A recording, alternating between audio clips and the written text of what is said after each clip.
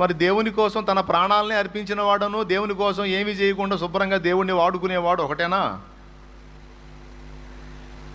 కాదండి. దేవుని కోసం ఇటు పొల్లట్టు తీసేయడు. యేసయ్యను ఆశ్రయించకపోతే నరకానికి పోతానన్న భయంతో మారు మనసు పొంది బాప్తిస్మం పొంది దేవుణ్ణి అయితే వెంబడిస్తున్నాడు, కానీ దేవుని సేవ ఏమీ చెయ్యలేదనుకో, ఇతడను దేవుని కోసం తన సమస్తాన్ని ఖర్చు పెట్టినవాడు ఇద్దరు ఒకటేనా? కొంచెం ఆలోచించండి.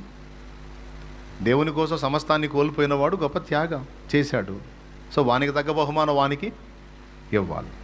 కాబట్టి విశ్వాసులమైన మనం రక్షణలోనికి వచ్చిన తర్వాత కూడా, బాప్తిస్మం పొందిన తర్వాత కూడా కొన్ని మంచి పనులు చేసే ఉన్నాయి, కొన్ని చెడ్డ పనులు కూడా మనం చేసే వాటిల్లో ఉన్నాయి.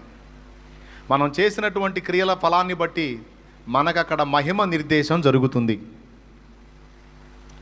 ఒకవేళ రక్షణ పొంది క్రమంగా దేవుణ్ణి వెంబడించి దేవుని యందు భయభక్తులు కలిగి దేవుని ప్రేమ కలిగి నువ్వు మంచిగా నడుచుకున్నట్లయితే నీ మంచి క్రియలను బట్టి నీకు ఉన్నతమైన మహిమ లభించే అవకాశం ఉంది.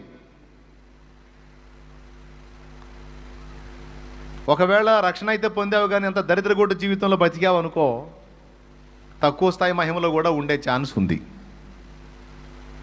అయితే ఒక్కటి, ఇక్కడ నుంచి దాటి వెళ్ళిన తర్వాత, పరలోకానికి చేరిన తర్వాత, న్యాయపీఠపు తీర్పు అయిపోయిన తర్వాత నిన్ను ఏ మహిమకైతే డిసైడ్ చేశాడో ఇక అక్కడి నుంచి ఎట్టి పరిస్థితుల్లో ఇక దాటిపో